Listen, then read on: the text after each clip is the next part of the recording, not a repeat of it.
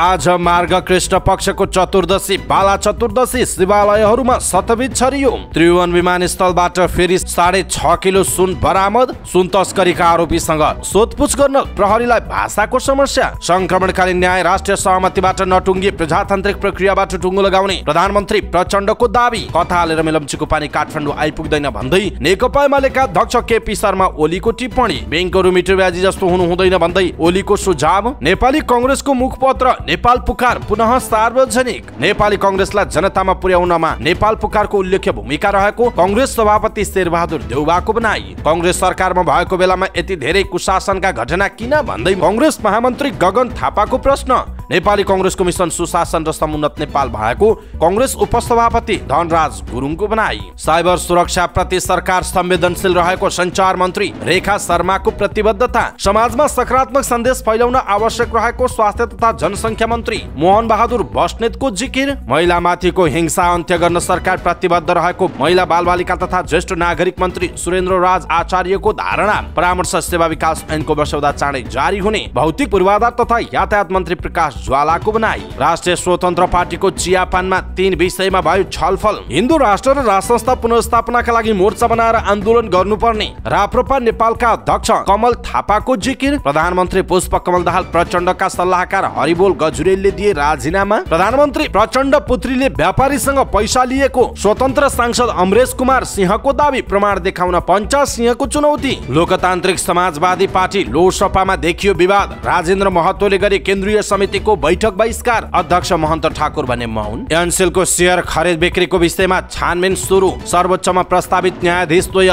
Take Prasad Dhungana र सारङ्गा सुवेदीमाथि गम्भीर अपराधका घटनामा संलग्न भएको आरोप। सर्वोच्चमा प्रस्तावित 6 न्यायाधीश माथिको सुनवाई मक्सिरको 29 गते हुने। अदालतमा मुद्दाको चाप घटाउन न्यायिक समितिमा न्यायाधीशकै व्यवस्था गर्नुपर्ने अधिवक्ता विष्णु कुमार गिरीको धारणा। एनसेल छानबिन समितिले काम गर्न नसक्ने पूर्व कार्यवाहक महालेखा परीक्षक सुकदेव खत्रीको जिकिर। देशमा भ्रष्टाचार नहुने वातावरण बनाउनु पर्ने पूर्व प्रधान न्यायाधीश सुशीला कार्कीको टिप्पणी। विश्वसनीय संयन्त्र मार्फत संक्रमणकालीन न्यायलाई सरकारले टुङ्गोमा पुर्याउनु पर्ने राष्ट्रिय मानवाधिकार आयोगका अध्यक्ष तपबहादुर मगरको टिप्पणी। संविधान चोकमा राजा महेन्द्रको शालिग पुनर्स्थापना गरिँदै 8 दलको आपत्ति। पत्रकारले दिए तोड्ने धम्की। शान्तिपूर्ण रूपमा शालिग स्थापना गर्ने राप्रपाको जिकिर। मुठभेट हुन सक्ने 8 दलको चेतावनी। अस्ट्रेलियाको राजधानीसँग काठमाडौँको भगिनी सम्बन्धको पहल सुरु। काठमाडौँ महानगरपालिकाकी उपमेयर सुनिता डङ्गोल र मुख्यमन्त्री बीच भेटवार्ता। अन्तर्राष्ट्रिय उडानको माग गर्दै लुम्बिनीको गौतम बुद्ध अन्तर्राष्ट्रिय विमानस्थलमा उद्योगी व्यवसायीहरूले दिए धरना। टिकटक प्रतिबन्धबारे आपत्ति जनाउँदै सरकारलाई एसिया इन्टरनेट कोअलिसनको पत्र। 17 वर्षका बालकले पोखराबाट बस चोरेर चितवन पुर्याए। आँपटारीमा चेक जाँच गर्ने क्रममा बालकले चलाउँदै गरेको अवस्थामा प्रहरीले बस फेला पारेको जानकारी। लमजुङमा सामूहिक भोज खाएका 1 जनाको ज्यान गयो। 29 जना बिरामी परे। काठमाडौँबाट लुक्लाका लागि उडेको तारा एयरको जहाजको झ्याल खस्यो। शिवशिखर सहकारीका सञ्चालक केदारनाथ शर्मा सहित 4 जना 32 करोड हिनामिना गरेको आरोपमा पक्राउ परेका 4 जना कञ्चनपुरको हिरासतमा। श्रम अदालतको फैसला नमानेको भन्दै आमदा नेपालको सबै बैंक खाता रोक्का। मौद्रिक नीति समीक्षाको प्रभाव। शेयर बजारमा तेस्रो सर्किट लागिसँगै आइतबारको शेयर कारोबार बन्द। 4 अर्ब आन्तरिक ऋण उठाउँदै सरकार 15 अर्ब 50 करोड नवीकरण हुने। अमेरिकी भिटोबाट अरब राष्ट्र आक्रोशित। इजरायल जाने जहाजमा आक्रमण गर्ने हुथी विद्रोहीको घोषणा। इन्डोनेसियाको समुद्री तटमा झण्डै 200 जना रोहिंग्या शरणार्थी अलपत्र परे। ललितपुर सिटी एफसी चितवनमाथि 2-0 को जितसँगै जारी नेपाल सुपर लिग एनएसएल को शीर्ष स्थानमा पुग्यो। युएईमा जारी अन्डर-19 एसिया कपमा नेपालले लगातार दोस्रो हार बेहोर्यो। आइतबारको खेलमा अफगानिस्तानले नेपाललाई 73 रनले हरायो। सन् 2027 को महिला विश्वकप आयोजनाका लागि 3 समूहले दिए निवेदन। र समाचार पार्टी हेल्थ टिप्स अन्तर्गत आज हामी आयुर्वेदिक चिकित्सक डाक्टर अमृत भण्डारी दिएको घरेलु विधिबाट टन्सिल निको पार्ने 7वटा तरिकाको विषयमा हामी हेल्थ टिप्स प्रस्तुत गर्छौं। हामीलाई अन्तिमसम्म हेर्नुहोला। दर्शक महानुभाव नमस्कार। समाचार पार्टी.com को न्यूज बुलेटिनमा यहाँलाई हार्दिक स्वागत छ। म प्रहलाद चन्द्र घिमिरे। आज मिति विक्रम सम्वत 2080 साल मक्सिर 25 गते सोमबार इस्वीसम्म सन् 2023 डिसेम्बर 11 तारिक। आज मक्सिर कृष्ण त्रयोदशी। आज बाला चतुर्दशी व्रत शतबीज छर्ने दिन। आज अन्तर्राष्ट्रिय पर्वत दिवस। यहाँहरु सम्पूर्णलाई बाला चतुर्दशीको धेरै धेरै शुभकामना छ। अन्तर्राष्ट्रिय पर्वतीय दिवसको पनि यहाँहरुलाई धेरै धेरै शुभकामना छ। सदाको चाहिँ आज पनि हामी उपस्थित भएका छौं। आजका मुख्य समाचार, ब्रेकिङ न्यूज अपडेट लगायत तपाईलाई काम लाग्ने हेर्ने पर्ने महत्त्वपूर्ण समाचारहरू लिएर हाम्रो मेहनतका लागि यो भिडियोमा एउटा लाइक अवश्य गर्नुहोला। दर्शक महानुभाव, पलपलको न्युज अपडेटका लागि हाम्रो च्यानललाई तपाईले अहिलेसम्म सब्स्क्राइब गर्नुभएको छैन भने कृपया सब्स्क्राइब गर्नुहोस् अनि नजिकै आउने बेल आइकनलाई क्लिक गर्नुहोला। दैनिक रूपमा हेर्नुहुन्छ भने रेगुलर भनेर लेख्नुहोला। आज पहिलोचोटि हो भने फर्स्ट टाइम भनेर लेखिदिनु होला। देशभित्र हुनुहुन्छ भने आफू रहेको गाउँ ठाउँ सहर जिल्लाको नाम लेख्नुहोला। विदेशमा हुनुहुन्छ भने हामीलाई कुन देशबाट हेरिरहनु भएको छ त्यो कुरा तलको कमेन्ट बक्समा कमेन्ट गर्नुहोला। आउनुहोस् दर्शक महानुभाव, आजका मुख्य समाचार सुरु गरौँ आज बाला चतुर्दशी शिवालयहरूमा सतबीज छरिँदै गरेको प्रसङ्गबाट। आज मार्ग कृष्ण पक्षको चतुर्दशी। आज बिहानै मृतकका आफन्तले पशुपतिमा रहेको मृगस्थली क्षेत्रमा सतबीज छरेका छन्। सतबीज छर्न पशुपतिनाथ मन्दिर लगायत देशभरका शिवालयमा भक्तजनको भिड लागेको छ। यसअघि मार्ग कृष्ण पक्षको त्रयोदशीका दिन राति शिवालयमा परिवारका मृतक सदस्यको सद्गतिको सङ्कल्पसहित दीपदान गरेका थिए। यसै गरी दीपदान गर्नाले मृतकले सद्गति प्राप्त गर्छन् भन्ने धार्मिक विश्वास रहिआएको छ। पशुपतिनाथमा भक्तजनका लागि व्यवस्थित रूपमा बत्ती बाल्न र सतबीज छर्न व्यवस्था मिलाइएको पशुपति क्षेत्र विकास कोषले जनाएको छ। चतुर्दशीका दिन बिहानै मृगस्थली क्षेत्रमा सतबीज छरेमा जन्मने र मर्ने प्रपञ्चबाट मुक्त पाइने कुरा होमाद्रीले लेखेको चतुर्वेद चिन्तामणिमा व्याख्या गरिएको नेपाल पञ्चाङ्ग निर्णायक विकास समितिले जनाएको छ। त्रिभुवन अन्तर्राष्ट्रिय विमानस्थलबाट फेरि 6.5 किलो सुन बरामद भएको छ। भन्सारबाट बाहिरिसकेपछि प्रहरीको टोलीले सुन बरामद गरेको हो। सुनसहित इजिप्टका नागरिक शरीफ मोहम्मद लासिम पक्राउ परेको त्रिभुवन अन्तर्राष्ट्रिय विमानस्थल सुरक्षा प्रहरी कार्यालयका प्रमुख डीआईजी अर्जुन चन्दले जानकारी दिनुभयो। उहाँले भन्नुभयो शङ्कास्पद लागेपछि चेक जाँच गर्ने क्रममा भन्सार एरिया कटेपछि उहाँलाई पक्राउ गरिएको हो। क्लोज सर्किट सीसी क्यामेरा फुटेजका आधारमा प्रहरीले इजिप्टका ती नागरिकसँग संलग्न रहेको आशंकामा थप 2 सुडानी नागरिकलाई पनि पक्राउ गरेको छ। यद्यपि उनीहरूले आफ्नो संलग्नता स्वीकार गरेका छैनन्। विगतमा यूएई हुने नेपाल मार्फत भारतमा तस्करी हुने सुनमा पनि सुडानी नागरिकको संलग्नता देखिँदै आएको छ। प्रहरीका अनुसार इजिप्टका नागरिकसँग सम्बन्ध हुन सक्ने भएकाले उनीहरूलाई पक्राउ गरिएको। उनीबारे अनुसन्धानबाट खोले अनुसार गर्ने गरी हाललाई नियन्त्रणमै राखेका छौँ, डीआईजी चन्दले भन्नुभएको छ।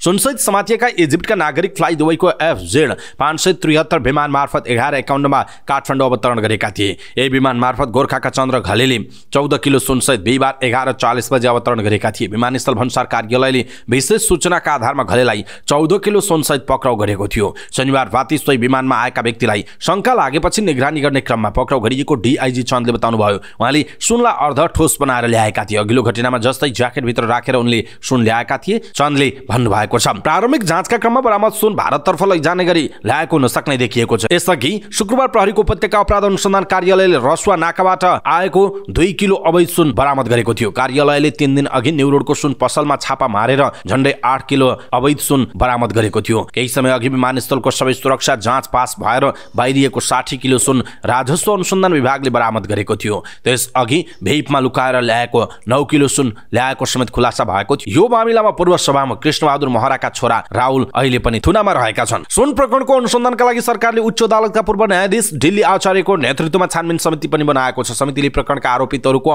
हाल बयान लिइरहेको जनाइएको छ। दर्शक महानुभाव, खास गरी नेपालमा सुन आएको आएकै छ, समातेको समातै छ, फेरि पनि तस्करहरूले सुन ल्याएको ल्याइ गर्ने जुन खालको अवस्था बनिरहेको छ, यसप्रति तपाईँको धारणा के छ? आफ्नो धारणा तलको कमेन्ट बक्समा कमेन्ट गर्नुहोला। यसैबीच त्रिभुवन अन्तर्राष्ट्रिय विमानस्थलबाट आइतबार 6.5 किलो सुनसहित पक्राउ परेका इजिप्टका नागरिकको बयान लिन भाषाको जटिलता देखिएको छ। अर्ध ठोस बनाएर ल्याइएको सुनसहित पक्राउ परेका इजिप्टका नागरिक शरीफ मोहम्मद लासिम अंग्रेजी नबोल्दा बयान लिन समस्या भएको। उनले अरबिक बोले जस्तो बुझिए पनि अहिले अनुवादकको खोजी भइरहेको छ। उनले अंग्रेजी जान्दै नजान्ने हुन् वा अनुसन्धानमा सहयोग गरेका हुन् भन्ने निष्कर्षमा पुग्न बाँकी छ। त्रिभुवन अन्तर्राष्ट्रिय विमानस्थल सुरक्षा प्रहरी कार्यालयका डीआईजी अर्जुन चन्दले भन्नुभएको छ। उनले अलिकति अरबिक बोले जस्तो बुझिएको छ। प्रहरीले उनीसँगै रहेका 2 जना सुडानी नागरिकलाई पनि पक्राउ गरेको छ। सीसी क्यामेरा फुटेजमा शरीफसँग हिँडेको देखिएपछि सम्बन्ध रहेको हुन सक्ने आशंकामा उनीहरूलाई पक्राउ गरिएको डीआईजी चन्दले बताउनु भएको छ। यद्यपि उनीहरूले आफ्नो संलग्नता भने स्वीकार गरिसकेका छैनन्।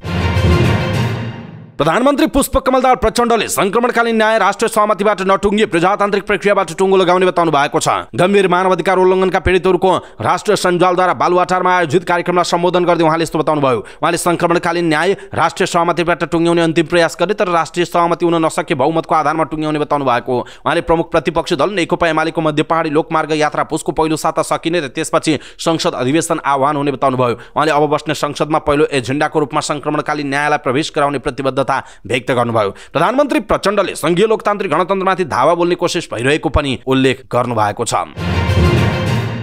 प्रमुख प्रतिपक्षी दल नेकपा एमालेका अध्यक्ष एवं पूर्व प्रधानमन्त्री केपी शर्मा ओलीले काठमाडौँ भाषीका लागि मेलम्ची खानेपानीको व्यवस्था गर्न नसकेको भन्दै सरकारको आलोचना गर्नुभएको छ। ओलीले मुहान सफा गरेर वा अन्यत्र सारेर भए पनि सरकारले काठमाडौँ भाषीका लागि सो पानीको व्यवस्थापन गर्न ढिलाइ गर्न नहुने बताउनुभयो। पार्टीको झुलाघाट चिवा भन्ज्याङ समृद्धिका लागि संकल्प यात्राको क्रममा आइतबार सिन्धुपाल्चोकको मेलम्चीमा आयोजित कार्यक्रममा बोल्दै उहाँले आफ्नो पार्टीको नेतृत्वमा सरकार नभएको भए मेलम्चीको पानी काठमाडौँमा पुग्ने अवस्था नै नहुने दाबी समेत ओलीले गर्नुभयो। त्यस अवस्थामा अध्यक्ष ओलीले जनतालाई निराश नहुन पनि आग्रह गर्नुभयो। एमालेले देशलाई बिग्रन नदिने भएकाले कसैले पनि निराश हुनुपर्ने अवस्था नरहेको अध्यक्ष ओलीको भनाइ छ। ओलीले पार्टीको संकल्प यात्राको क्रममा लाखौं जनताको साथ माया र सम्मान पाएको भन्दै आभार समेत व्यक्त गर्नुभयो। यात्राको क्रममा आज उहाँले दोलखाको चरीकोटमा आयोजित सभालाई सम्बोधन गर्ने कार्यक्रम रहेको छ। नेकपा एमालेका अध्यक्ष केपी शर्मा ओलीले बैंकहरू मिटर ब्याजी जस्तो हुन नहुने बताउनु भएको छ। झुलाघाट चिवा भन्ज्याङ यात्रा अन्तर्गत नुवाकोटमा आयोजित एक अन्तर्क्रिया कार्यक्रममा उहाँले बैंकले एकलौटी ब्याज बढाउन नपाउने व्यवस्था गर्नुपर्ने आउनुभयो। कार्यक्रममा ओलीले स्थानीय बासिन्दाका सवालहरू सुन्नु भएको थियो। उहाँले भन्नुभयो, जुन शर्तमा ऋण दिएको छ त्यो शर्त पालना हुनुपर्छ। कुनै कारणवश त्यो शर्त पालना हुनै नसक्ने अवस्था आयो भने दुई पक्षको सहमतिपछि मात्र बैठकले घटबढ गर्नेछ भन्ने लेख्या हुन्छ। तर घट्ने भन्ने त लेख्या मात्रै हो, हुँदैन, बढ्ने बढ मात्रै हुने हो। त्यो एकलौटी गर्न नपाउने व्यवस्था हुनुपर्छ। अहिले ऋणको ब्याजलाई सिंगल डिजिटमा ल्याउनु पर्छ। अलिकति म्याद थप गरेर उद्यम व्यवसायहरू अप्ठ्यारोमा परेको बेलामा सडक गर्नुपर्छ। कहिले कहिले डुब्न लाग्यो भने त्यसलाई थप ऋण दिएर उठाउने र आफ्नो ऋण लिने गर्नुपर्छ। फस्यो भने यो गजबको जग्गा रहेछ, लिलामीमा गयो भने यो कम्पनीले किन्छ भन्ने तरिका उपयुक्त हुँदैन। बैंकले निर्मम साहुजी होइन, मिठो ब्याजी तरिका होइन, सहयोगी भएर काम गर्नुपर्छ। डिपोजिटकर्ताहरू र ऋण लिएर बैंक चलाइदिनेहरू नै बैंकका आधार हुन्। लोन लिए न बैंक चल्छ, पैसा थुपारेर बैंकले के गर्छ? डिपोजिट गर्नेहरूको ब्याज कसरी फिर्ता गर्छ? त्यसकारण अहिले ऋण दिनेहरू फलाफल भएकाले बैंकहरूले ऋण लिनेहरूको महत्त्व बुझेका छैनन्। ऋण लिनेले नै हो बैंकहरू चलाइदिने, ब्याज तिरिदिने, पैसा गतिशील बनाइदिने। त्यसकारण यो सम्बन्ध तनावको रूपमा होइन, सुमधुर सम्बन्धको रूपमा बनाउनुपर्छ, केपी शर्मा ओलीको भनाइरहेको छ। दर्शक महानुभाव, खास गरी बैंक मिटर ब्याजी जस्तो हुनु हुँदैन भन्दै नेकपा एमालेका अध्यक्ष केपी शर्मा ओलीले जुन खालको कुरा भन्नुभएको छ, यसप्रति तपाईँको धारणा के छ? आफ्नो धारणा तलको कमेन्ट बक्समा कमेन्ट गर्नुहोला। नेपाली कांग्रेसको मुखपत्र नेपाल पुकार 26 वर्षपछि पुनः प्रकाशित भएको छ। विक्रमसम्म 2004 सालमा कांग्रेस स्थापना हुनुभन्दा पहिलादेखि छापिँदै आएको नेपाल पुकार विक्रमसम्म 2054 देखि बन्द रहे पनि अहिले आएर पुनः प्रकाशित हुन लागेको छ। पार्टीको केन्द्रीय सूचना सञ्चार तथा प्रकाशन विभागका प्रमुख मिन विश्वकर्माले विक्रमसम्म 2054 देखि बन्द रहेको नेपाल पुकारलाई त्रैमासिक रूपमा प्रकाशन गर्ने गरी पुनः प्रकाशनमा ल्याइएको जानकारी दिनुभयो। विक्रमसम्म 2004 देखि मासिक, पाक्षिक र साप्ताहिक रूपमा प्रकाशन हुँदै आएको उक्त पत्रिका विक्रमसम्म 2054 देखि पनि पूर्ण रूपमा बन्द रहेको थियो। कांग्रेसले त्रैमासिक रूपमा प्रकाशन गर्न लागेको पहिलो अङ्कमा भिपी साहित्य महोत्सवका गतिविधिलाई समेटेर विशेषाङ्क प्रकाशन गरेको छ। 132 पृष्ठको रहेको उक्त विशेषाङ्कको पार्टी सभापति एवं पूर्व प्रधानमन्त्री शेरबहादुर देउवाले लोकार्पण गरेको प्रचार विभाग प्रमुख विश्वकर्माले जानकारी दिनुभयो। आगामी दिनमा उक्त पत्रिकालाई विचार प्रधान पत्रिकाका रूपमा प्रकाशन गरिने उहाँको भनाइरहेको छ। नेपाली कांग्रेसका सभापति एवं पूर्व प्रधानमन्त्री शेरबहादुर देउवाले नेपाली कांग्रेसलाई जनतामा पुर्याउनमा नेपाल पुकारको उल्लेख्य महत्त्व रहेको बताउनु भएको छ। नेपाली कांग्रेसको मुखपत्र नेपाल पुकारको लोकार्पण समारोहलाई सम्बोधन गर्दै उहाँले यस्तो बताउनु भएको हो। पार्टी केन्द्रीय कार्यालय सानेपामा आयोजित कार्यक्रममा उहाँले नेपाली कांग्रेसलाई लोकप्रिय बनाउन विगतमा पनि नेपाल पुकारको भूमिका उल्लेख्य रहेको बताउनु भयो। उहाँले नेपाल पुकारले कांग्रेसले गरेका काम कारबाहीहरू नागरिकमा लैजान महत्त्वपूर्ण भूमिका खेल्ने बताउनु भयो। 132 पृष्ठ रहेको उक्त विशेषाङ्क भिपी साहित्य महोत्सव विशेष रहेको जनाइएको छ। नेपाली कांग्रेसका महामन्त्री गगन थापाले नागरिकहरू कुशासनका कारण आक्रान्त भएको बताउनु भएको छ। नेपाली कांग्रेसको मुखपत्र नेपाल पुकारको लोकार्पण समारोहलाई सम्बोधन गर्दै उहाँले यस्तो बताउनु भयो। पार्टी केन्द्रीय कार्यालय सानेपामा आयोजित कार्यक्रममा उहाँले आजको दिनमा कुशासनबाट नागरिकहरू वाक्क दिक्क भएको बताउनु भयो। उहाँले एउटा प्रकरण चलाउन नपाउँदै अर्को अनियमितताको प्रकरण आउनु नागरिक र देशका लागि दुःखद भएको उल्लेख गर्नुभयो। उहाँले कांग्रेस सरकारमा भएका बेलामा यति धेरै कुशासनका यति धेरै घटना किन भइरहेका छन् भन्दै प्रश्न समेत गर्नुभएको छ। महामन्त्री थापाले कांग्रेस समुन्नतिको पक्षमा अगाडि बढ्नुपर्ने बताउनु भएको छ। नेपाली कांग्रेसका उपसभापति एवं कानून न्याय तथा संसदीय मामिला मन्त्री धनराज गुरुङले नेपाली कांग्रेसको मिशन सुशासन र समुन्नत नेपाल रहेको बताउनु भयो। कांग्रेसको मुखपत्र नेपाल पुकारको लोकार्पण समारोहलाई सम्बोधन गर्दै उहाँले यस्तो बताउनु भयो। पार्टी केन्द्रीय कार्यालय सानेपामा आयोजित कार्यक्रममा उहाँले नेपालको राजनीतिमा सुशासनको खडेरी परेको उल्लेख गर्नुभएको हो। अहिले केही राजनैतिक दलहरू मिशन 2084 भनेर हिँडिरहेको भए पनि कांग्रेसको मिशन सुशासन र समुन्नत नेपाल रहेको बताउनु भयो। उहाँले कांग्रेसले पार्टीलाई विचार प्रधान बनाएर लैजानु पर्ने बताउनु भएको छ। उहाँले चुनावमा मलाई जिताइदिनुहोस् भन्ने मिशन वेतन भोग्दा देश बिग्रिएको बताउनुभयो। उपसभापति गुरुङले नेपाली राजनीति संसदीय पद्धतिमा र बहुदलमा एउटा पार्टीको नेताले अर्को पार्टीको नेतालाई गाली गरेर बस्ने डरलाग्दो परिपाटी देखिएको पनि बताउनु भएको छ।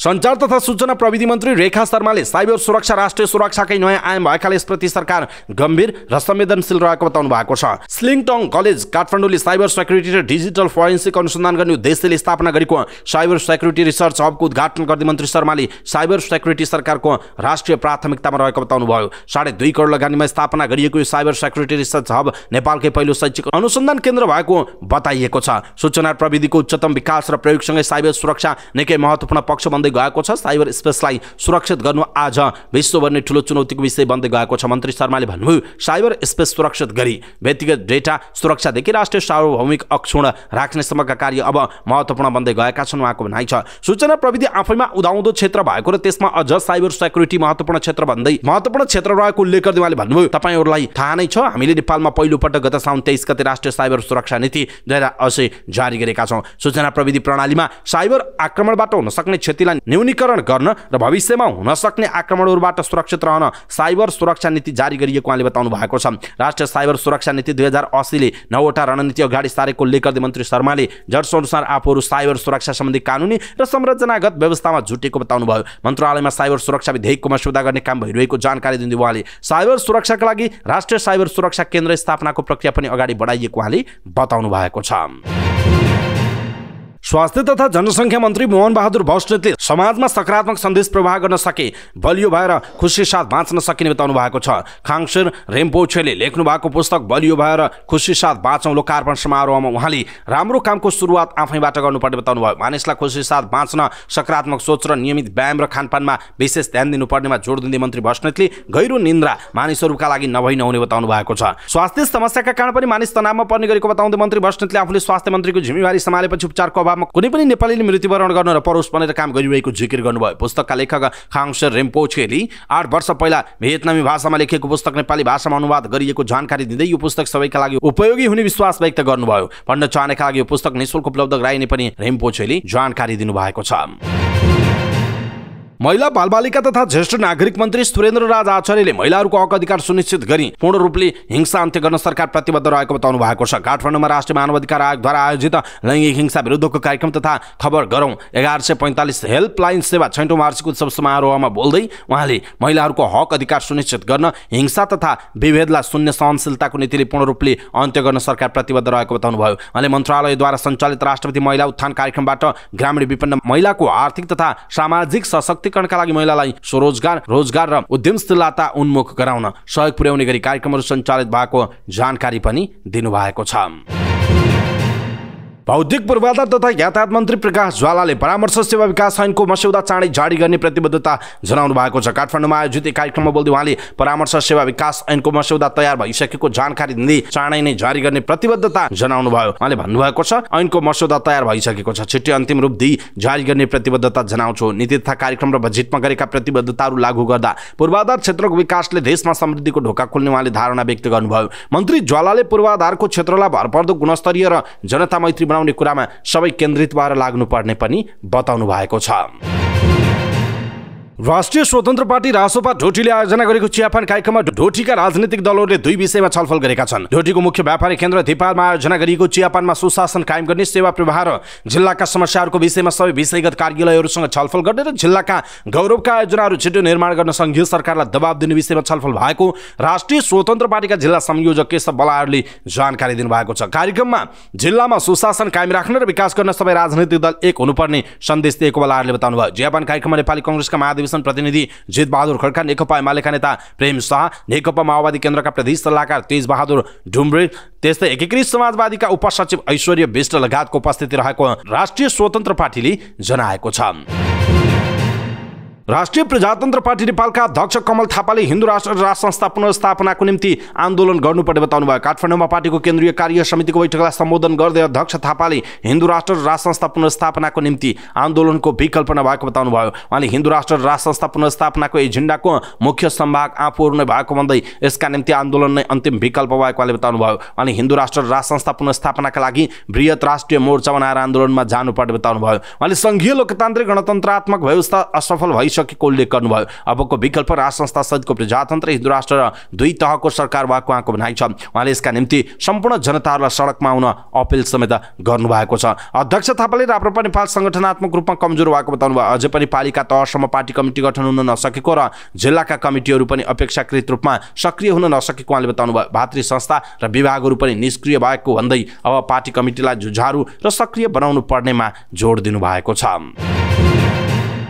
प्रधानमन्त्री पुष्पकमल दाहाल प्रचण्डका प्रमुख राजनीतिक सल्लाहकार हरिबोल गजुरेलले राजीनामा दिनुभएको छ। 2079 माघ 9 गते प्रमुख राजनीतिक सल्लाहकार बन्नुभएका नेकपा माओवादी केन्द्रका उपमहासचिव समेत रहनुभएका गजुरेलले राजीनामा दिएको तर स्वीकृत हुन बाँकी रहेको प्रधानमन्त्रीको सचिवालयले पुष्टि गरेको छ। गजुरेलले प्रधानमन्त्री प्रचण्डले सल्लाहकार बनाएको 1 वर्ष नपुग्दै राजीनामा दिनुभयो, तर राजीनामा दिनुको कारण भने नखुलेको जनाइएको छ। स्वतन्त्र सांसद अमरेश कुमार सिंहले प्रधानमन्त्री पुष्पकमल दाहाल प्रचण्ड पुत्री गङ्गाले व्यापारीहरूसँग पैसा लिएको दावी गर्नुभएको छ। आइतबार फेसबुकमा स्टाटस लेख्दै उहाँले समय आएपछि प्रमाणसहित पोल खोल्ने चेतावनी समेत दिनुभयो। अमरेशले लेख्नुभयो, प्रधानमन्त्री छोरी तथा स्वकीय सचिव गङ्गा दाहालले कुन कुन व्यापारीसँग कुन कुन मामिलामा कति रकम बुझेकी छन् त्यो सबै प्रमाण मसँग सुरक्षित छ। समय आएपछि त्यो सबै प्रमाण जनता र मिडियामा लिएर जानेछु उहाँको भनाइ छ। उहाँको भनाइप्रति आपत्ति जनाउँदै माओवादीको विद्यार्थी संगठन अखिल क्रान्तिकारीका अध्यक्ष पञ्चा सिंहले प्रमाण पेश गर्न चुनौती दिनुभयो। पञ्चाले फेसबुकमा लेख्नुभयो, हिम्मत भए प्रमाण पेश गर, अन्यथा तिम्रो हिसाब पनि राम्रोसँग गर्न पर्ने देखियो त, माननीय अमरेशजी भनेर लेखेका छन्। दर्शक महानुभाव, खास गरी अमरेश कुमार सिंहले जुन चुनौती दिएका छन् अथवा जुन खालको दावी गरेका छन्, खास गरी प्रचण्ड पुत्री गङ्गा दाहाल जो स्वकीय सचिव पनि हुनुहुन्छ, उहाँले व्यापारीसँग पैसा लिएको भनेर जुन दावी गरिएको छ, अनि माओवादीकै विद्यार्थी नेता पञ्चा सिंहले जुन चुनौती प्रमाण देखाउनका लागि चुनौती दिनुभएको छ, यसप्रति तपाईँको धारणा के छ? आफ्नो धारणा तलको कमेन्ट बक्समा कमेन्ट गर्नुहोला। लोकतान्त्रिक समाजवादी पार्टी लोकसभामा विवाद बढेको छ। अध्यक्ष महन्त ठाकुरप्रति असन्तुष्टि जनाउँदै वरिष्ठ नेता राजेन्द्र महतोले केन्द्रीय कार्य समितिको बैठक बहिष्कार गर्नुभयो। राष्ट्रिय सभा निर्वाचन पार्टी संगठन लगायतका 9वटा एजेन्डामा छलफल गर्न आइतबार बसेको केन्द्रीय समितिको बैठकमा राजेन्द्र महतोले बैठक बहिष्कार गरेको जनाइएको छ। बैठक सुरु हुनु अगाडि महतोले नेताहरूलाई आफू नआउने खबर पठाउनु भयो। केन्द्रीय समिति विस्तारका क्रममा धेरै पुराना नेताहरू छुटेकाले उनीहरूलाई समेट्नुपर्ने महत्त्वको अडान रहेको छ। यसबारे करिब 2 महिना अघि भएका कार्यकारिणी बैठकमा अध्यक्ष ठाकुरले सम्बोधन गर्छु भने पनि अहिलेसम्म नगरेकाले बैठकमा जानुको औचित्य नभएको वरिष्ठ नेता महतोको तर्क रहेको छ। महतोसँगै अर्का नेता अनिल कुमार झा समेत अनुपस्थित भएको बैठकमा करिब आधा जसो पदाधिकारी र केन्द्रीय सदस्यहरू सहभागी भएको नेताहरू बताउँछन्। अध्यक्ष ठाकुरले गत असोजमा शीर्ष नेताहरूको परिवारका सदस्यहरूलाई पदाधिकारी बनाउँदै केन्द्रीय समिति विस्तार गर्नुभएको थियो। 311 सदस्यीय केन्द्रीय समितिमा 63 जना पदाधिकारी थिए, 15 जना उपाध्यक्ष, 16 जना महासचिव, 8 जना सहसचिव र 11 जना सचिव थिए। करिब 4 घण्टा चलेको केन्द्रीय कार्य समितिको बैठकमा नेताहरूले वरिष्ठ नेता महतोको पनि खोजी गरेका थिए। महतोले बैठक बहिष्कार गरेको भनेर आफूहरूले सुनेको भन्दै उनीहरूले केही असन्तुष्ट भए नेताहरू बसेर मिलाउन आग्रह गरे। केहीले भने नेता महतोमाथि नै प्रश्न उठाएका छन्। सबैभन्दा आक्रामक भने वरिष्ठ नेता शरद सिंह भण्डारी हुनुहुन्थ्यो। उहाँले आफू घाँटीसम्म फोहोरमा डुब्दा पनि माउरीको घारबाट रस कसरी चाख्ने भनेर हेर्छन् भनेर गणेशमान सिंहले भन्नुहुन्थ्यो भन्दै महतोमाथि साङ्केतिक कटाक्ष समेत गर्नुभयो। अध्यक्ष ठाकुर भने मौन बस्नुभयो। अध्यक्षले महतो जिकिर आउनु भएन पनि भन्नु भएन, अब के गर्छु पनि भन्नु भएन। एक नेताले भन्नुभयो, बैठक समापन गर्ने क्रममा समेत बोल्नु भएन। राष्ट्रिय सभा चुनावमा भाग लिने प्रस्ताव पास गरौँ, अरू विषयमा पोस्टमा दोस्रो सातामा देशको कुनै जिल्ला सदरमुकाममा विस्तारित बैठक राखौँला भनेर बैठक स्थगित गर्नुभयो, एक नेताले भनेका छन्। एनसिलको शेयर खरिद बिक्री प्रकरणको छानबिन गर्न गठित समितिले काम सुरु गरेको छ। समितिका संयोजक टङ्कबन स्तरमा दङ्गालले समितिले काम सुरु गरेको जानकारी दिनुभयो। समितिले अध्ययन तथा छानबिनको क्रममा सम्बन्धित विषय क्षेत्रका नियामक निकाय, सरकारी अधिकारी, सम्बन्धित सेवा प्रदायक कम्पनीसँग छलफल गर्ने, कागजात तथा जानकारी प्राप्त गर्ने तथा सम्बन्धित विषयका विज्ञ, विभिन्न सरोकारवाला सङ्घ संस्था र व्यक्तिहरूसँग समेत आवश्यकताअनुसार छलफल गरी राय सुझाव लिने उल्लेख छ। 30 दिनको कार्यादेश प्राप्त गरेको समितिले छानबिनका लागि सार्वजनिक रूपमा सुझाव समेत मागेको छ।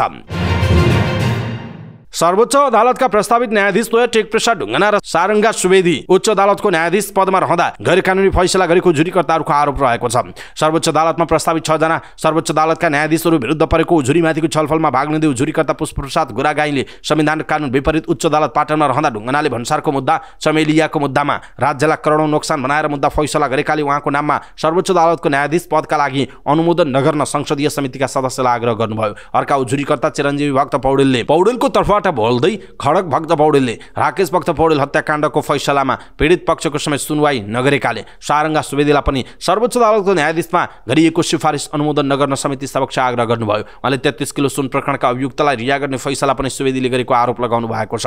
सर्वोच्च अदालतका लागि ढुङ्गाना सुवेदी सहित 6 जना न्यायाधीश न्याय परिषदले सिफारिस गरेको थियो। उनीहरू विरुद्ध 10 वटा जुरी संसदीय सुनवाई समितिमा परेको थियो। 100 जुरीमाथि छलफल सकिएको छ। संसदीय सुनवाईको समितिले उनीहरूको नाम अनुमोदन गरेपछि राष्ट्रपतिले नियुक्त गर्ने संवैधानिक व्यवस्था छ। समितिको अर्को बैठक मक्सिर 29 गतेका लागि बोलाइएको जनाइएको छ। दर्शक महानुभाव, अर्को मक्सिर 29 गते बस्ने बैठकले सर्वोच्चमा प्रस्तावित 6 न्यायाधीशमाथिको सुनवाई गर्ने जनाइएको छ। सरकारले राष्ट्रपति रामचन्द्र पौडेलले भारतमा गराएको आफ्नो उपचार खर्च दिने सरकारको निर्णय विरुद्ध सर्वोच्च अदालतमा मुद्दा दर्ता गर्नुभएका अधिवक्ता विष्णु कुमार गिरी चर्चामा हुनुहुन्छ। अधिवक्ता गिरीले अनलाइन नवीकरण, पत्रकारलाई कोभिड खोपमा प्राथमिकता र तत्कालीन ओली सरकारले ल्याएको नागरिकता विधेयक जस्ता जनसरोकारका मुद्दामा सफलता हासिल गरिसक्नु भएको छ। उनी अधिवक्ता गिरी पछिल्लो समय कानुनी साक्षरता अभियानमा जुट्नु भएको छ। कानुनको सिद्धान्तमा नै कानुनको अज्ञानता छिम्मे नहुने भन्ने व्यवस्था छ। कसैले कुनै गल्ती गरेर मलाई यो थाहा भएन, थिएन, मैले जानिन भनेर क्षमा पाउँदैन। त्यसैले पनि हरेक नेपाली नेपालमा बस्ने विदेशीले समेत नेपालको कानुनको बारेमा जानकारी आवश्यक भइरहेका बेला अधिवक्ता गिरी कानुनी साक्षरता अभियानमा लाग्नु भएको हो। अभियान अन्तर्गत गिरीले विभिन्न स्थानीय निकाय, विद्यालय, सामुदायिक सङ्घ संस्थाहरूमा कानुन सम्बन्धी सचेतनामूलक कार्यक्रम गर्दै आउनु भएको छ। विभिन्न सञ्चार माध्यमबाट नियमित रूपमा कानुनी सम्बन्धी लेख रचना र अन्तर्वार्ताको माध्यमबाट कानुनी शिक्षाको बारेमा जानकारी दिँदै आउनु भएको छ। मेलमिलापकर्ता समेत रहनुभएका अधिवक्ता गिरी पछिल्लो समय कानुन सम्बन्धी विभिन्न सङ्घ संस्थाले आयोजना गरेका कार्यक्रममा प्रशिक्षकको रूपमा समेत तालिम दिँदै आउनु भएको छ। स्थानीय तहमा रहेका न्यायिक समितिमा न्यायाधीशको व्यवस्था गर्नुपर्ने पक्षमा वकालत गर्दै आउनुभएका गिरी जनसरोकारका विषय भेट्यो कि त्यसको कानुनी उपचारका लागि अदालतको ढोका ढकढक्याउन पुगिहाल्नुहुन्छ। अनि पैसा खर्च गर्न नसक्नेका लागि निःशुल्क कानुनी सहायता पनि गर्दै आउनु भएको छ। अधिवक्ता गिरीसँग पत्रकारिता गरेको अनुभव पनि छ। पत्रकार महासङ्घको विभिन्न तहमा नेतृत्वदायी भूमिका निर्वाह गरेर उहाँले काम समेत गर्नु भएको छ। गिरीको मेहनत, परिश्रम र सङ्घर्षका दिनमा आफूलाई निरन्तरता दिने आउनुभएका गिरी अहिले कानुनी क्षेत्रमा परिचित नाम हो। विभिन्न देशमा पुगेर उहाँले राष्ट्रिय तथा अन्तर्राष्ट्रिय स्तरको कानुन सम्बन्धी तालिम समेत लिनु भएको छ।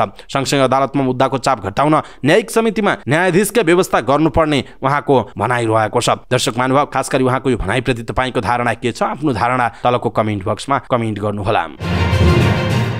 पूर्व कार्यवाहक महालेखा परीक्षक सुखदेव खत्रीले सरकारले गठन गरेको एनसेलको सेयर खरिद बिक्री प्रकरण छानबिन समितिले विश्वसनीय ढङ्गले काम गर्नेमा आशंका व्यक्त गर्नुभएको छ। मानवाधिकार तथा शान्ति समाजद्वारा आयोजित लोकतन्त्रको प्राण, सुशासन र सद्भाव विषयक नागरिक संवाद कार्यक्रममा बोल्दै उहाँले छानबिन समितिको विश्वसनीयताप्रति आशंका व्यक्त गर्नुभयो। उहाँले सरकारको विरुद्ध विकास खाएको पदाधिकारीले काम गर्न सक्ने प्रति प्रश्न उठाउनुभयो। उहाँले सरकारले गठन गरेको छानबिन समितिले काम नगर्ने बताउनु भएको छ। सरकारले आफ्नो पक्षमा ल्याउनका लागि मात्रै समिति गठन गरेको उहाँको भनाइरहेको छ। त्यस्तै कार्यक्रममा बोल्दै मानवाधिकार कर्मी कृष्ण पहाडीले स्थानीय तहमा भ्रष्टाचार भइरहेका कारण संघीयतामाथि प्रश्न उठेको पनि बताउनुभयो। उहाँले मधेस र जनजातिलाई विश्वासमा नलिकन संघीयता खारेजीको एकहोरो रटान गर्नु आत्मघाती हुन सक्ने धारणा व्यक्त गर्नुभयो। उहाँले एनसेलको पैसा नखाएकाहरू सत्तामा पुग्ने कोही पनि नभएको भन्दै एनसेल प्रकरणको सम्बन्धमा आफूहरूले आन्दोलन गर्ने जानकारी पनि दिनुभयो। राजनीति शास्त्रका प्राध्यापक तथा लेखक लोकराज बरालले देशमा गणतन्त्र, धर्मनिरपेक्षता र समावेशिताको मूल्यलाई भित्रैबाट आत्मसात नगरिएको बताउनुभयो। उहाँले नेपालीहरू परिवर्तन गर्न माहिर भए पनि परिवर्तनलाई संस्थागत गर्ने आचरण र संस्कृति पनि नभएको बताउनुभयो। सबैको दिमागमा अस्थिरता मात्र रहेको भन्दै उहाँले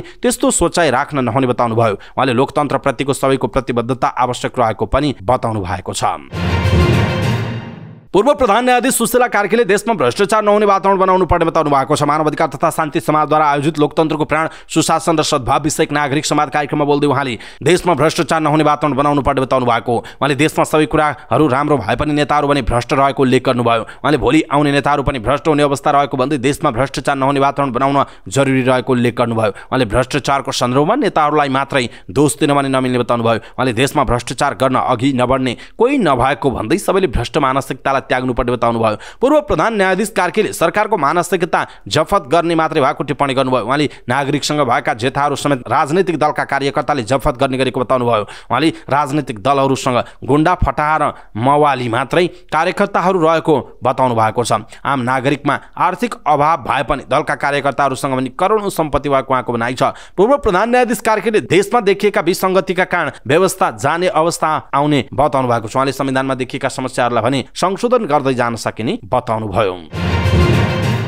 राष्ट्रिय मानवाधिकार आयोगका अध्यक्ष तोपबहादुर मगरले सरकारले विश्वसनीय संक्रमण प्रणाली संयन्त्रहरू मार्फत संक्रमणकालीन न्यायलाई टुङमा पुर्याउनु पर्ने बताउनु भएको छ। 75औं अन्तर्राष्ट्रिय मानवाधिकार दिवसको अवसर पारेर ललितपुरमा आयोजित एक कार्यक्रममा बोल्दै उहाँले राजनीतिक सहमतिको नाममा संक्रमणकालीन न्यायलाई टुङमा पुर्याउने कामलाई ढिलो गरिएको भन्दै सरकारप्रति असन्तुष्टि पनि व्यक्त गर्नुभयो। अध्यक्ष मगरले मानवाधिकार सम्बन्धी अन्तर्राष्ट्रिय प्रतिबद्धता, सर्वोच्च अदालतको आदेश र आयोगले दिएको सुझावहरूलाई केन्द्रमा राखेर संक्रमणकालीन न्याय टुङमा पुर्याउन पनि सरकारलाई आग्रह गर्नुभयो। उहाँले आयोगका सिफारिस कार्यान्वयन गर्ने काममा पनि सरकारको उत्साहजनक सहभागिता नरहेको बताउनु भएको छ। अध्यक्ष मगरले आयोगको सिफारिस कार्यान्वयनका निम्ति गठन गरिएका समितिहरूले काम गर्न नसकेकाले देशको कार्यान्वयनको अवस्थाले गति लिन नसकेको पनि स्पष्ट पार्नु भएको छ। राष्ट्रिय प्रजातन्त्र पार्टी राप्रपाले कञ्चनपुरको महेन्द्रनगर स्थित संविधान चोकमा आगामी 28 गते स्वर्गीय राजा महेन्द्रको शालिग ठड्याउने तयारी गरेको छ। राप्रपाको सो तयारी बिथोल्न गणतन्त्रवादी 8 दल एकजुट भएका छन्। राप्रपाले महेन्द्रनगरमा बृहत आमसभा सहित राजा महेन्द्रको शालिग पुनर्स्थापना गर्न लागेको हो। यहाँ पहिला पनि महेन्द्रको शालिग थियो, तर 2062-63 को आन्दोलनमा प्रदर्शनकारीले शालिग भत्काइदिएका थिए। त्यस यता यो चोकलाई संविधान चोक नामाकरण गरिएको थियो भने राजाको शालिग रहेको स्थानमा नेपालको झण्डा राखिएको थियो। अहिले यही ठाउँमा राजाको शालिग पुनर्स्थापना गर्न लागि छ। अघिल्लो दिन कैलालीको पहलमानपुरमा राप्रपा अध्यक्ष राजेन्द्र लिङ्गदेन, उपाध्यक्ष रविन्द्र मिश्र, महामन्त्री धवल शमशेर राणा, प्रवक्ता ज्ञानेन्द्र साई लगायतका नेताहरूको उपस्थितिमा भव्य कार्यक्रम गर्ने राप्रपाको तयारी छ। भोलिपल्ट महेन्द्रनगरमा महेन्द्रको शालिग पुनर्स्थापना गरिनेछ। हामीले सम्पूर्ण तयारी गरेका छौँ। महेन्द्रनगरमा 28 गते राजा महेन्द्रको शालिग हामी स्थापना गर्छौँ। राप्रपाका सुदूरपश्चिम प्रदेश प्रवक्ता छत्र साईले भन्नुभयो, पार्टी अध्यक्ष लगायतका नेताहरूबाट शालिग स्थापना हुनेछ। शालिग लगभग निर्माण भइसकेको र अरू तयारी पनि भइरहेको प्रवक्ता साईले जानकारी दिनुभयो। राप्रपाले महेन्द्रको शालिग स्थापनाको तयारी गर्दा भने त्यहाँका विभिन्न 8 दल भने विरोधमा उत्रिएका छन्। जिल्ला समन्वय समिति कञ्चनपुरले आयोजना गरेको सर्वदलीय बैठकमा राप्रपा अध्यक्षले राजा महेन्द्रको शालिग स्थापना गर्ने बताएपछि बैठकमा अन्य दलले आपत्ति जनाएका थिए। त्यसपछि त्यहाँ सहमति हुन सकेन। कांग्रेस लगायतका दलहरूले शालिग स्थापना गर्न नदिने भन्दै विरोध गरे। राप्रपा नै शालिग स्थापना गर्ने अडानमा उभियो। त्यो संविधान चोक हो, त्यहाँ महेन्द्रको शालिग राख्ने कुरा राम्रो होइन। कांग्रेस कञ्चनपुर जिल्ला सभापति पदम बोकरीले भन्नुभयो, व्यवस्था विरोधी कदमको हामी विपक्षमा छौँ। कांग्रेसको नेतृत्वमा त्यहाँका 8 दलले शालिग राख्न नदिने भन्दै संयुक्त विज्ञप्ति जारी गरेका छन्। कांग्रेस सहित एमाले, माओवादी केन्द्र, नेकपा एकीकृत समाजवादी, लोकतान्त्रिक समाजवादी पार्टी, राष्ट्रिय जनमोर्चा, नेपाल कम्युनिस्ट पार्टी र क्रान्तिकारी कम्युनिस्ट पार्टी नेपालले संयुक्त विज्ञप्ति निकालेका छन्। विज्ञप्तिमा संविधान चोकमा महेन्द्रको शालिग राख्ने काम संविधानको बरखिलाफ र व्यवस्था विरुद्ध रहेको दावी गरिएको छ। 8 राजनीतिक दलले शालिग राख्ने विषयको निन्दा गर्दै उक्त काम रोक्न स्थानीय सरकार र प्रशासन समक्ष माग समेत गरेका छन्। त्यो क्षेत्रमा अहिले कुनै पनि व्यक्तिको शालिग राख्न नसकिने कांग्रेस सभापति बोगटीको भनाइ छ। उहाँले यस्तो गर्दा प्रशासन र राप्रपा बीचमा मुठभेड हुन सक्ने बताउनु भएको छ। त्यसो त जनआन्दोलनपछि त्यसलाई संविधान चोक घोषणा गरिएको हो। त्यहाँ कसैको शालिग राख्न पाइँदैन। उहाँले भन्नुभयो, प्रशासन पनि यो विषयमा गम्भीर छ, मुठभेडको अवस्था पैदा हुन सक्छ। राप्रपाका प्रदेश प्रवक्ता साईले भने शालिग स्थापना गर्ने तर मुठभेड नगर्ने स्पष्ट पार्नुभयो। सबै जनताको खुसीका साथ त्यहाँ शालिग राख्ने तयारी गरेका हौँ। अहिले केही व्यक्ति र पार्टीले विरोध गरेको पनि सुन्न आएको छ, तर आम नागरिक हाम्रो कदमको पक्षमा हुनुहुन्छ। उहाँले भन्नुभयो, अहिले हामी विरुद्ध प्रशासन प्रयोग गर्न खोजेको जस्तो देखिन्छ। हामी मुठभेड चाहन्नौ, शान्तिपूर्ण रूपमा शालिग स्थापना गर्छौं, उहाँको भनाइ छ। यसैबीच कञ्चनपुरका एक गणतन्त्रवादी पत्रकारले राजा महेन्द्रको शालिग स्थापना गरिएको खण्डमा तोड्ने धम्की दिनुभयो। उहाँले सामाजिक सञ्जालमा लेखेर यस्तो धम्की दिनुभएको छ। पत्रकार खेम भण्डारीले लेख्नुभयो, महेन्द्रको शालिग स्थापना भए तोडिन्छ, किनभने सामन्तीय अवशेष स्वीकार्य छैन। जनताका छोराले 235 वर्षको राजतन्त्रको अँध्यारो सम्झिनुपर्छ र पश्चगमनलाई दासता ठान्नुपर्छ। गणतन्त्रवादी एकजुट हौं, उहाँले लेख्नु भएको छ। दर्शक महानुभाव, खास गरी कैलालीको संविधान चोकमा राजा महेन्द्रको शालिग पुनर्स्थापना गरिँदै 8 दलले आपत्ति जनाएका छन्। पत्रकारले तोड्ने धम्की दिएका छन्। शान्तिपूर्ण रूपमा हामी शालिगको स्थापना गर्छौं भन्दै राप्रपाले भनेको छ भने 8 दलले मुठभेड हुन सक्छ भनिरहेका छन्। यसप्रति तपाईको धारणा के छ? आफ्नो धारणा तलको कमेन्ट बक्समा कमेन्ट गर्नुहोला। खास गरी समय सान्दर्भिक ठानेर यो समाचार हामीले नेपाल प्रेसबाट साभार गरेका हौं। खास गरी नेपाल प्रेसमा भानुभक्त आचार्यले यो विषयमा समाचार लेख्नु भएको छ। अस्ट्रेलियाको राजधानी सहर एससीटी र काठमाडौँ महानगरपालिका बीच भगिनी सम्बन्ध स्थापनाको पहल थालिएको छ। हालै अस्ट्रेलिया सरकारको नेतृत्वमा जानुभएकी काठमाडौँ महानगरपालिकाकी उपमेयर सुनिता डङ्गोल र एससीटीका मुख्यमन्त्री एड्रियू जेम्स वार्नर बीच भएको वार्तापछि यसबारे प्रक्रिया अगाडि बढाइएको बताइएको छ। भेटमा एससीटी महिला आयोजना 2016 देखि 2026 बारे पनि छलफल भएको उपमेयर डङ्गोलले जानकारी दिनुभएको छ। उहाँले भन्नुभयो, भ्रमणका क्रममा एससीटीका मुख्यमन्त्री एड्रियू जेम्स वार्नरसँग भेट गरी काठमाडौँ महानगरसँग भगिनी सम्बन्ध स्थापित गर्ने विषयसँग सम्बन्धित आवश्यक पहल भएको जनाइएको छ। यसका साथै ऊर्जा आवश्यकताको व्यवस्थापन, नेपाल र अस्ट्रेलिया बीच प्रत्यक्ष हवाई उडान, स्थानीय भाषा र संस्कृति प्रवर्धनका लागि स्थानीय पाठ्यक्रमको विकास र निर्माणबारे पनि आवश्यक साझेदारी गर्ने छलफल भएको जनाइएको छ। अस्ट्रेलिया सरकारको वैदेशिक मामिला मन्त्रालय र नेपाल स्थित अस्ट्रेलियन दूतावासको संयुक्त निमन्त्रणामा विशेष भ्रमण पूरा गरी डङ्गोल स्वदेश फर्किसकेको जानकारी दिनुभएको छ। त्यसक्रममा उहाँले सिडनी, क्यामरा, होबर्ट र मेलबर्न सहरहरूको भ्रमण र विभिन्न कार्यक्रमहरूमा सहभागी हुने जनाइएको छ। खनिज तथा ऊर्जा, कृषि, पर्यटन लगायतको अवलोकन भ्रमणका लागि मक्सिर 8 गते उहाँ त्यसतर्फ गएको जनाइएको छ।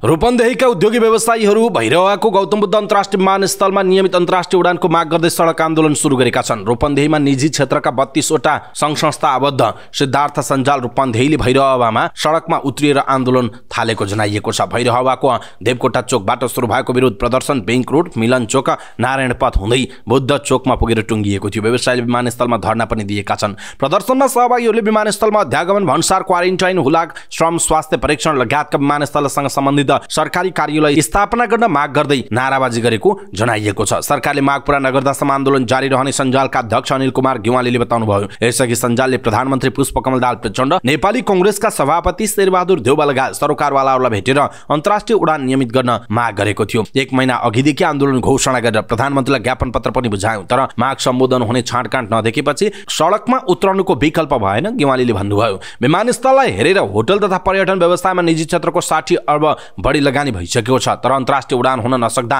व्यवसायको लगानी डुब्ने चिन्ता छ, उहाँको भनाइ छ। माग सम्बोधन नभएपछि व्यवसायीहरू बाध्य भएर सडकमा उत्रिएको सञ्जालका संयोजक चन्द्रप्रकाश श्रेष्ठले बताउनुभयो। 1.5 वर्ष अघि तत्कालीन प्रधानमन्त्री शेरबहादुर देउवाले उद्घाटन गरेको गौतम बुद्ध अन्तर्राष्ट्रिय विमानस्थलबाट केही समय जजिरा र हिमालय एयरलाइन्सले अन्तर्राष्ट्रिय उडान गरे पनि झन्डै 1 वर्षदेखि रोकिएको छ। हाल विमानस्थलबाट बुद्ध यतिश्री एयरलाइन्सका 15 वटा जहाजले आन्तरिक उडान भने गरिरहेका छन्। सिद्धार्थ सञ्जालसँगै Nepal association of travel and tours agent, NATTA, Lumbini तथा सिद्धार्थ उद्योग वाणिज्य संघ पनि अन्तर्राष्ट्रिय उडान नियमित सञ्चालन गर्न माग गर्दै आन्दोलनमा छन्। उनीहरूले निजी क्षेत्रका विमान कम्पनी नआए पनि नेपाल वायु सेवा निगमले अन्तर्राष्ट्रिय उडान सुरु गर्नुपर्ने माग गरिरहेका छन्। राष्ट्रिय ध्वजावाहक जहाजको उडान नहुँदासम्म अन्य स्वदेशी तथा विदेशी विमान कम्पनी आकर्षित नभएकाले नेपाल वायु सेवा निगमका जहाजबाट नियमित सेवा सुरु गर्नुपर्ने व्यवसायीको माग छ। त्रिभुवन अन्तर्राष्ट्रिय विमानस्थल काठमाडौँबाट उडान हुने अन्तर्राष्ट्रिय विमान मध्ये कम्तीमा 25% अनिवार्य गौतम बुद्ध अन्तर्राष्ट्रिय विमानस्थल भैरवाबाट उडानको व्यवस्था मिलाउनु पर्ने व्यवसायीको माग छ। त्यस्तै गौतम बुद्ध अन्तर्राष्ट्रिय विमानस्थल सञ्चालनपछि राष्ट्रिय तथा अन्तर्राष्ट्रिय विमान सेवा कम्पनीलाई उडान अवतरणका लागि आकर्षित गर्न दिइएको छुट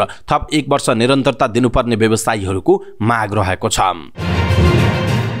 सामाजिक सञ्जाल प्लेटफर्महरूको संस्था एसिया इन्टरनेट कोअलिसन एआइसीले नेपालमा सामाजिक सञ्जाल नियमन निर्देशिका र सामाजिक सञ्जालमा प्रतिबन्ध लगाउने नेपाल सरकारको निर्णयप्रति चासो व्यक्त गरेको छ। एआइसीले नेपाल सरकारलाई पठाएको पत्रमा टिकटकसँगै अरू सामाजिक सञ्जाल एपमा प्रतिबन्ध लगाउने बारे सरकारको तयारीलाई लिएर आपत्ति जनाएको छ। संस्थाले 5 दिन अघि प्रधानमन्त्री पुष्पकमल दाहाल प्रचण्डसहित सञ्चार तथा सूचना प्रविधि मन्त्री रेखा शर्मा, सचिव कृष्णबहादुर राउत र नेपाल दूरसञ्चार प्राधिकरणका अध्यक्ष पुरुषोत्तम खनाललाई संयुक्त रूपमा पत्र पठाएको हो। पत्रमा नेपाल सरकारले सामाजिक सञ्जालसँग सम्बन्धित उद्योग र नागरिक समाजसँग आवश्यक छलफल नगरी र तयारीका लागि समेत समय नै नदिई निर्देशिका र प्रतिबन्ध लगाउने निर्णय लागू गरिएको भन्दै आपत्ति जनाइएको छ। उचित कानुनी प्रावधान बिना सरकारले टिकटकमा प्रतिबन्ध र अरू एपमा पनि निगरानी थाल्नु अन्तर्राष्ट्रिय अभ्यास विपरीत भएको पत्रमा उल्लेख छ। एआइसीले सरकारसँग छलफलका लागि समय पनि मागेको छ। 2010 मा इवी, गुगल, नोकिया, स्काइप र याहुले संयुक्त रूपमा स्थापना गरेको यो संस्थाले एसिया प्रशान्त क्षेत्रमा सार्वजनिक नीतिका मुद्दाहरूलाई सम्बोधन गरेर इन्टरनेट अर्थतन्त्रको विकासलाई सहज बनाउन सरकारी एजेन्सीहरूसँग पहल गर्ने जनाइएको छ। पोखराको पृथ्वी चोकमा पार्किङ गरिराखेको बस गत शुक्रबार राति गायब भयो। बस चोरी भएको सूचना प्रहरी कहाँ पुगेपछि खोज तलास तीव्र पारियो। बस सबेरै चितवनमा भेटियो। 17 वर्षका बालक आफैले बस चलाएर चितवन लगेको प्रहरीले जनाएको छ। जिल्ला प्रहरी कार्यालय कास्कीका अनुसार पक्राउ पर्नेमा तनहुँको म्याग्दी गाउँपालिका वडा नम्बर 3 का 17 वर्षका बालक रहेका छन्। घ1 ख 9638 नम्बरको बस चोरी भएको सूचना पाएपछि जिल्ला प्रहरी कार्यालय, मातहत प्रहरी कार्यालय तथा अन्य प्रहरी कार्यालय समेतमा जानकारी गराई खोज तलास गर्दा जिल्ला चितवनमा फेला परेको प्रहरीले बताएको छ। चितवन भरतपुर महानगरपालिका वडा नम्बर 11 आपटारीमा प्रहरीले चेक जाँच गर्ने क्रममा बालकले चलाउँदै गरेको अवस्थामा बस फेला परेको थियो। पक्राउ परेका बालक विरुद्ध जिल्ला अदालत कास्कीबाट चोरी तथा ढाका सम्बन्धी मुद्दामा म्याद लिएर अनुसन्धान प्रक्रिया अगाडि बढाएको प्रहरीले जनाएको छ। लमजुङमा क्रिसमसको उपलक्ष्यमा आयोजना गरिएको सामूहिक भोज खाएका मध्ये एकजनाको ज्यान गएको छ। 29 जना बिरामी परेका छन्। बेसीसर नगरपालिका 4 पुरानकोट घर भई सुन्दरबजार नगरपालिका 9 बस्दै आएकी 32 वर्षीय देवी परियारको आइतबार बिहान ज्यान गएको जिल्ला प्रहरी कार्यालय लमजुङका प्रहरी निरीक्षक मेघनाथ चापागाईले जानकारी दिनुभयो। प्रहरी निरीक्षक चापागाईका अनुसार सुन्दरबजार नगरपालिका 8 मा रहेको क्षेत्रबहादुर गुरुङको घरमा शुक्रबार बेलुका क्रिसमसको उपलक्ष्यमा आयोजना गरिएको सामूहिक भोजमा परियारले पनि खाना खानु भएको थियो। त्यसपछि उहाँलाई टाउको दुख्ने, ज्वरो आउने र तारन्तार पखाला लागेपछि बिहान सुन्दरबजारको HDCS नमुना सामुदायिक अस्पताल पुर्याइएको थियो। अस्पतालमा पुर्याउने बित्तिकै उहाँलाई चिकित्सकले मृत घोषणा गरेको जनाइएको छ। अस्पतालका अनुसार मृतक परिवारका श्रीमान देवु, 12 वर्षीय छोरी विद्यासहित 29 जना अस्पतालमा उपचाररत रहेका छन्। भोज खाएका त्यही पालिका कोडा नम्बर 8 र 9 का बासिन्दा शनिबारदेखि बिरामी पर्न थालेपछि उनीहरूको पनि अस्पतालमा उपचार भइरहेको छ। प्रहरीका अनुसार भोजमा 40 जना सहभागी थिए। भोजमा उनीहरूले भात, कालो दाल, कुखुराको मासु र मुलाको अचार खाएका थिए। घटनाको अनुसन्धान भइरहेको प्रहरीले जनाएको छ। सोलुखुम्बुको लुक्लाका लागि उडेको ताराघरको जहाजको झ्यालको सिसा खसेको छ। आइतबार काठमाडौँबाट कार्गो सामान लिएर तेन्जिङ हिलारी विमानस्थल लुक्लाका लागि उडेको 9NALO कल साइन भएको जहाजको दायाँ भागको सिसा आकाशबाट जमिनमा खसेको हो। जहाज पुरै कार्गो सामानले भरिएकाले भित्रबाट सामानको चापले सिसा निस्किएको हुन सक्ने ताराघर लुक्लाका स्टेसन इन्चार्ज अमृत मगरले जानकारी दिनुभयो। उहाँका अनुसार पाइलट अमित गुरुङ र को पाइलट अल्फा लेमा श्रेष्ठले उडाएको जहाजमा चालक दलका 3 सदस्य मात्र रहेका थिए। सिसा कुन ठाउँमा खस्यो भन्ने बारे यकिन हुन सकेको छैन। जहाज आइतबार बिहान 10:01 लुक्ला विमानस्थलमा अवतरण भएको तारायाहरूले जनाएको छ। जहाज लुक्लामै रहेको र मर्मतपछि केही दिनमा काठमाडौँ फर्काउने तारायाहरूले जनाएको छ। शिवशिखर बहुद्देश्य सहकारी संस्थाका मुख्य सञ्चालक केदारनाथ शर्मा सहितका 4 जनालाई ठगी मुद्दामा अनुसन्धान गर्न कञ्चनपुर पुर्याइएको छ। जिल्ला प्रहरी कार्यालयका प्रवक्ता प्रहरी नायब परीक्षक प्रकाश नागिले सहकारीको शाखा कार्यालय महेन्द्रनगर, त्रिभुवन बस्ती र बेलौरीका बचतकर्ताहरूको झुरीका आधारमा अनुसन्धानका लागि उनीहरूलाई कञ्चनपुर पुर्याइएको जनाइएको छ। उनीहरूका अनुसार मुख्य सञ्चालक शर्मा, उनकी श्रीमती गीता शर्मा, सञ्चालक समितिका सदस्य पुष्कर मल्ल र अमीश राज भण्डारीलाई अनुसन्धानका लागि कञ्चनपुर पुर्याइएको। उनीहरू विरुद्ध 31,97,03,955 रुपियाँ बचत इनामी गरी ठगी गरेको उजुरी परेको प्रहरीले जनाएको छ। डीएसपी डाङ्गीले अहिलेसम्म 3671 जनाले जिल्ला प्रहरी कार्यालयमा निवेदन दिएपछि अनुसन्धान गर्ने क्रममा उनीहरूलाई कञ्चनपुर पुर्याइएको बताउनुभयो। 4 जनालाई नियन्त्रणमा राखेर अनुसन्धान भइरहेको प्रहरीले जनाएको छ। अवकाश प्राप्त कर्मचारीले पाउने सुविधाका विषयमा विवाद हुँदा आमदा अस्पतालको बैंक खाता रोक्का भएको छ। 26 वर्षदेखि काम गरेका कर्मचारीको पारिश्रमिक भुक्तानी विवादमा श्रम कार्यालय झापाले association of medical doctors of Asia Nepal AMDA नेपालको बैंक खाता रोक्का गरेको हो। विराटनगर महानगरपालिका 4 का श्यामप्रसाद नेउपानेले आमदा नेपालले झापामा सञ्चालन गरेको आमदा अस्पतालमा काम गरेका थिए। अवकाशपछि पाउनुपर्ने उपदान लगायतका सेवा सुविधा नपाएपछि उनी उजुरी लिएर श्रम कार्यालय पुगेका थिए। उपदानको विवाद श्रम अदालत काठमाडौँसम्म पुगेको थियो। अदालतले नेउपाने सेवाबाट अवकाश भए पनि सम्बन्धित कार्यालयले श्रमिकको हिसाब फरफारक नगरी भुक्तानी नदिएको पाइएकाले श्रम ऐनको दफा 148 दिन बमोजिम सेवामा बाल रहेको मानी भुक्तानी हुने दिनसम्मको पारिश्रमिक समेत उपलब्ध गराउनु पर्ने फैसला गरेको थियो। अदालतको फैसला कार्यान्वयन गर्न आमदाले नमानेपछि श्रम कार्यालय झापाले नेपाल राष्ट्र बैंकलाई पत्राचार गरी आमदा नेपालको देशभरको बैंक तथा वित्तीय संस्थामा रहेको खाता रोक्का गरेको हो। नेउपाने आमदा अस्पतालमा 2050 साल जेठदेखि कार्यरत थिए। 2074 माघदेखि अनिवार्य अवकाश पाएका थिए, तर अस्पताल प्रशासन विशेष करारमा 2076 वैशाख 3 सम्म म्याद थप गरी काममा लगायो। अवकाश भएको 2 वर्षसम्म अस्पतालले नेउपानेलाई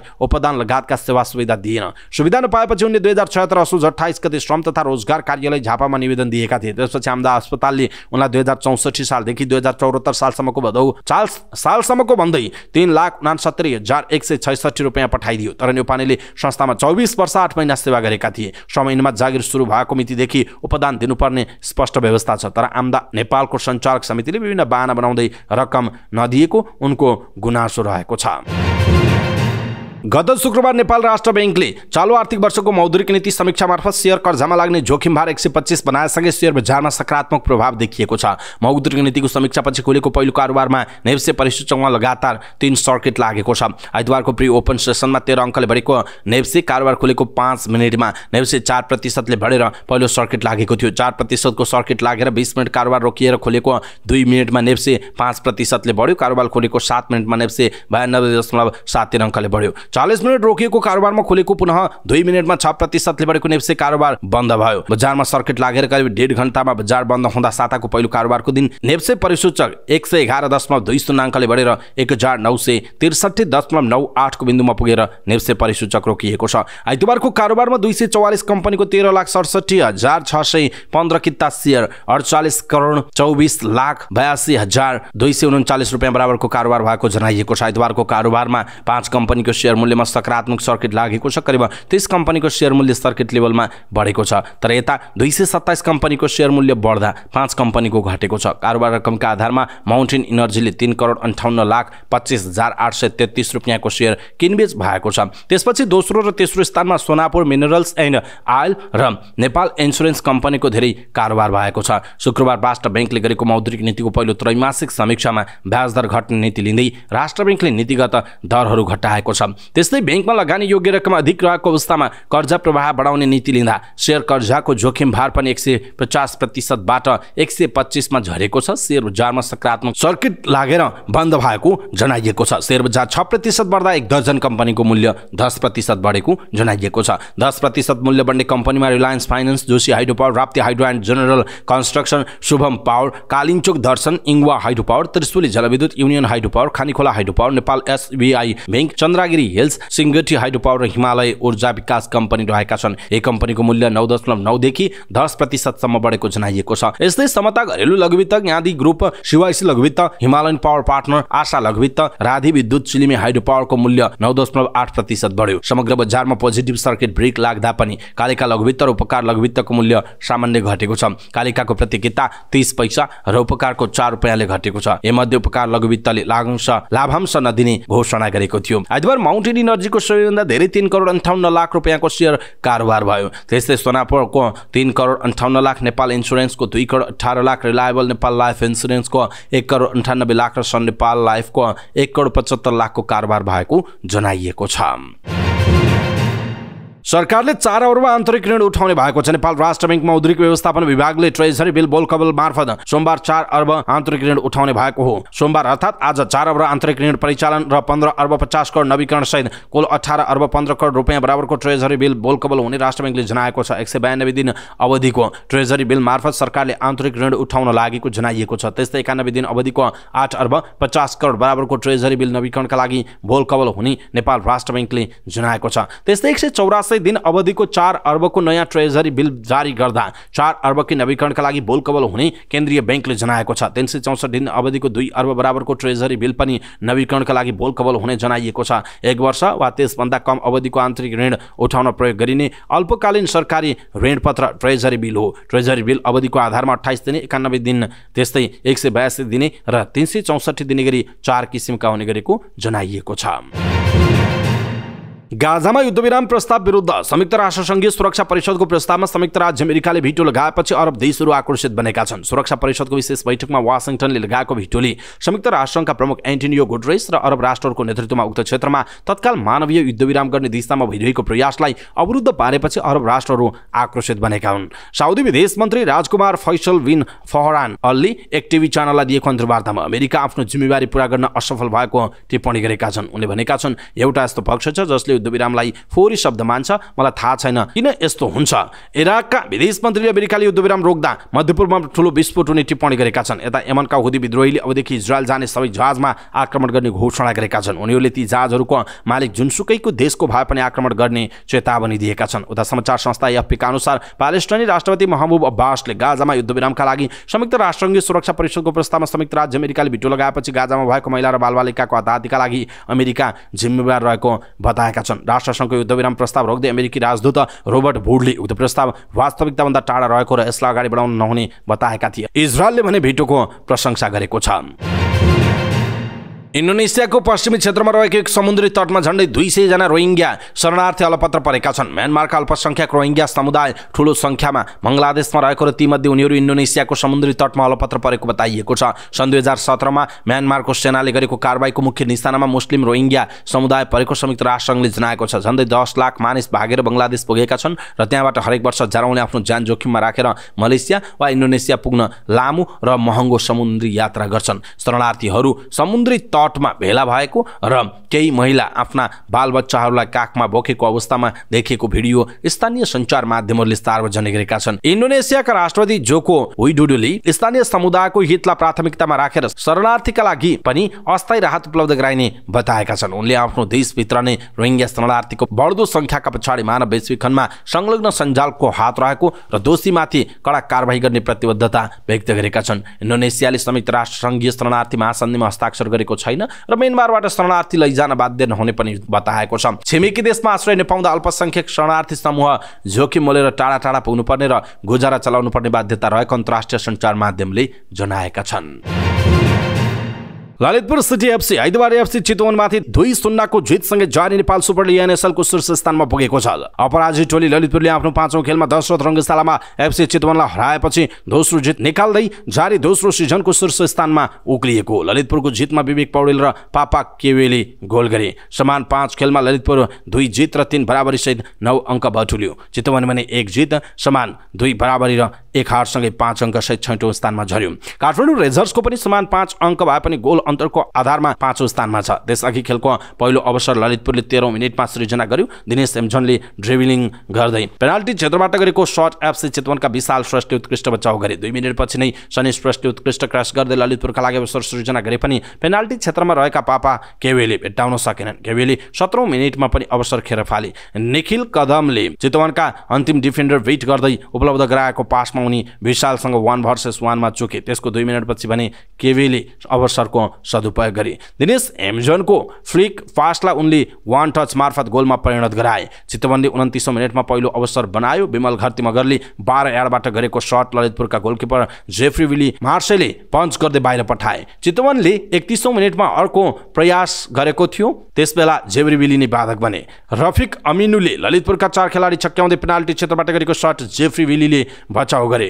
ललितपुरले 41औं मिनेटमा काउन्टर अट्याकमा 20 यार्डबाट फ्री किक सृजना गरे पनि सदुपयोग गर्न सकेन। पहिलो हाफको थप समयमा ललितपुरले कर्नर प्रहार आक्रमण बनाए पनि चितवनका गोलकिपर विशालले उत्कृष्ट बचाउ गर्दै सङ्कट टारे। पहिलो हाफमा ललितपुरले 1-0 को अग्रता लियो। 49औं मिनेटमा इमोन इकिजिलको करिब 10 यार्डबाट हेडर चितवनका गोलकिपर विशालले बचाउ गरे। शेषेहाङ आङदेम्बेको पासमा उनको हेडर सफल हुन सकेन। 57औं मिनेटमा ललितपुरले अग्रता दुब्बर पार्यो। विवेक पौडेलले पेनाल्टी क्षेत्रबाट बाहिरबाट उत्कृष्ट गोल गरे। चितवनका डिफेन्डर एवं मुबारिक युसिफले हेडर मार्फत क्लियर गरेको बल नियन्त्रणमा लिँदै विवेकले गोल गरेका हुन्। चितवनका लागि 64 मिनेटमा एफ्री एक्वाले 35 यार्डबाट गरेको फ्री किक माथिल्लो बार हुँदै बाहिरियो। चितवनको अर्को आक्रमण पनि सफल भएन। तोरेक जेभरिनले ड्रिबलिङ गर्दै पेनाल्टी बक्सभित्रबाट गरेको शट ओमलाजा करिमको खुट्टामा डिफ्लेक्ट हुँदै माथिल्लो बारबाट बाहिरिन पुग्यो। 89 मिनेटमा रफिक अमिनुले गोल गर्दै चितवनलाई खेलमा फर्काए। विमल घरती मगरको पासमा उनले ललितपुरका 3 डिफेन्डरलाई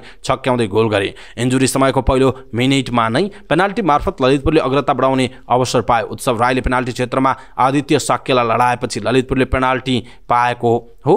केवेले सो अवसर सदुपयोग गर्दै ललितपुरलाई 3-1 ले अग्रता दिलाए। ललितपुर र चितवनको समान 1 आक्रमण माथिल्लो बारमा लागेर फर्कँदा थप गोल हुन सकेन। यससँगै ललितपुरले दोस्रो जित सहित शीर्ष स्थानमा पुगेको छ। युएईमा जारी अन्डर-19 एसिया कपमा नेपालले लगातार दोस्रो हार बेहोरेको छ।